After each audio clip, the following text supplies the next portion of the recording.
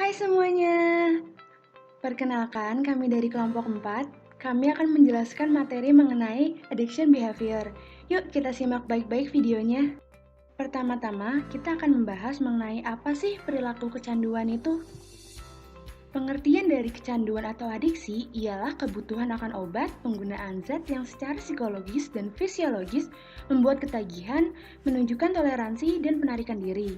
Contoh perilaku kecanduan ini banyak banget loh, ada kesan terhadap obat, alkohol, rokok, dan lain-lainnya. Lalu apa ya yang akan terjadi jika kita kecanduan merokok? Memiliki perilaku kecanduan, apalagi terhadap rokok, akan memberikan banyak dampak terhadap diri kita. Ada yang negatif dan positif. Dampak negatif dari perilaku kecanduan merokok ialah menyebabkan kanker paru-paru, penyakit jantung koroner, kanker lain seperti tenggorokan perut dan usus, dan mengganggu orang sekitar. Apa aja ya kira-kira tahapan perubahan dari perilaku kecanduan? Stage of change berfokus pada perkembangan bertahap melalui serangkaian tahapan dan bertujuan untuk memeriksa penghentian perilaku adiktif yang meliputi 5 tahap dasar, yaitu pertama ada pre-contemplation, di mana individu tidak serius mempertimbangkan untuk berhenti dari kecanduan. Selanjutnya, tahapan contemplation. Di sini, individu mulai memiliki beberapa pemikiran tentang berhenti dari kecanduannya.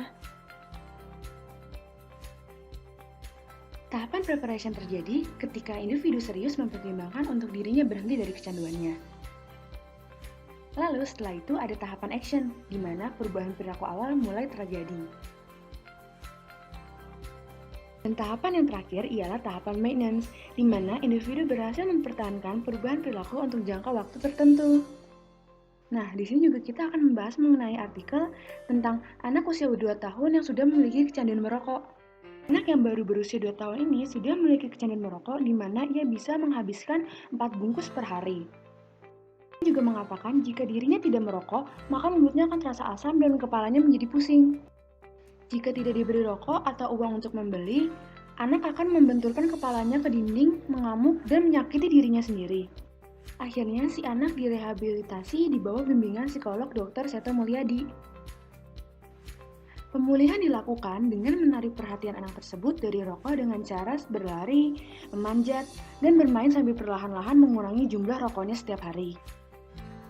Dan kini, setelah anak tersebut sudah berusia 8 tahun dan sudah berhasil menghilangkan perilaku kecanduannya, ia memiliki keinginan untuk membantu mencegah anak-anak lainnya agar tidak mengalami masalah yang sama dengannya, yaitu memiliki kecanduan merokok.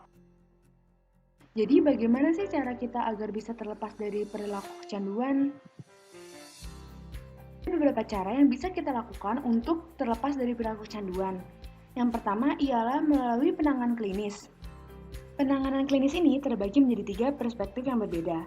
Pertama, perspektif penyakit, yaitu dengan nikotin pending. Nah, yaitu adalah pemudaran nikotin. Dalam hal ini, individu tetap merokok, hanya saja jumlah nikotinnya dikurangi. Kedua, ada nikotin replacement therapist, yaitu individu mengganti rokok dengan alternatif lain, misalnya permen karet ataupun tabel hisap. Selanjutnya perspektif pembelajaran, di mana perspektif pembelajaran ini terdiri dari terapi keengganan, kontrakontingensi, prosedur pemaparan isyarat, dan prosedur manajemen diri. Lalu multi perspektif, di mana perspektif ini seringkali menggabungkan intervensi perspektif penyakit dan perspektif pembelajaran. Penanganan yang kedua ialah pertolongan terhadap diri sendiri. Nah, pertolongan ini dilakukan melalui dukungan dari pasangan, ataupun melihat tayangan yang berisikan pesan edukasi kesehatan. Nah, pesan edukasi kesehatan ini bisa diterima melalui televisi, radio, ataupun selembaran. Penanganan ketiga ialah intervensi kesehatan masyarakat. Nah, di intervensi kesehatan masyarakat, yang itu pertama ada saran dokter. Penelitian menunjukkan bahwa efektivitas nasihat dokter dapat meningkat jika mereka dilatih dalam teknik konseling yang berpusat pada pasien. Lalu ada intervensi tempat kerja, di mana ini bermanfaat untuk menjangkau banyak individu yang tidak mempertimbangkan untuk mengunjungi rumah sakit atau klinik berbasis universitas. Ketiga, program berbasis komunitas, di mana sebagai cara untuk mempromosikan penghentian merokok dalam kelompok besar individu. Dan terakhir ada intervensi pemerintah. Nah, Intervensi pemerintah ini ada beberapa contoh. Contoh-contoh intervensi pemerintah bisa dilakukan dengan membatasi atau melarang iklan, meningkatkan harga, membuat larangan merokok di tempat umum, dan larangan merokok dan minuman beralkohol. Setelah itu, ada materi mengenai kekambuhan adiksi atau relapse. Nah, meskipun banyak orang pada awalnya berhasil berhenti merokok, namun tingkat kekambuhannya masih tinggi loh.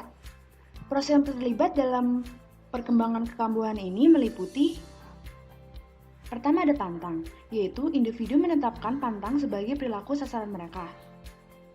Kemudian, situasi beresiko tinggi, di mana suasana hati yang menurun, berada di lingkungan minum, ditawari rokok, semuanya itu ialah situasi yang beresiko tinggi.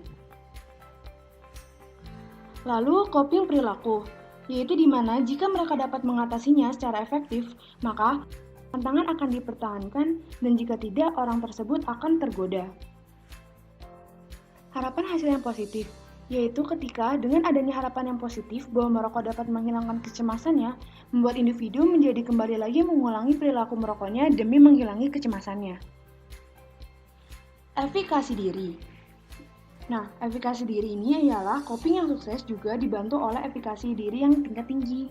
Kambuh, yaitu kambuh ini adalah di mana ketika individu mulai melakukan penyimpangan awal. Kekambuhan sepenuhnya, yaitu setelah penyimpangan awal terjadi, perilaku individu berubah menjadi kambuh total. Dan terakhir adalah pantang kembali, yaitu kekambuhan perilaku dapat kembali berhenti jika individu merasakan kehadiran orang lain, berkurangnya rasa menyalahkan dirinya sendiri, dan efikasi yang tinggi.